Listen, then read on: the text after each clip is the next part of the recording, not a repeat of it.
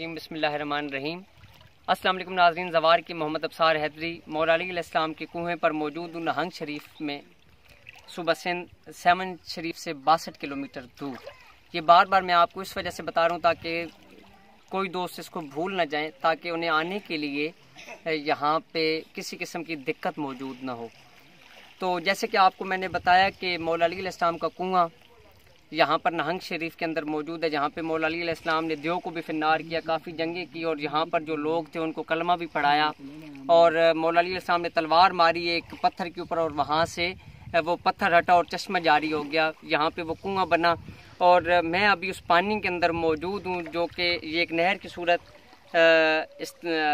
अपना आगे जा रहा है। पानी नहर की सूरत इसने इख्तियार कर ली है। इससे आगे काफ़ी जगह दूर है। यहाँ पर देखें मेरे मामू और मेरा भतीजा और भाईजान हमारे और इनाम चन्ना साहब भी यहाँ पर मौजूद हैं।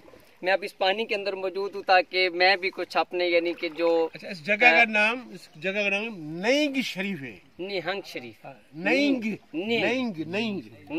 नून ये हमजा नून और गाफ, निहंग शरीफ ये जगह मौजूद है यहाँ पर।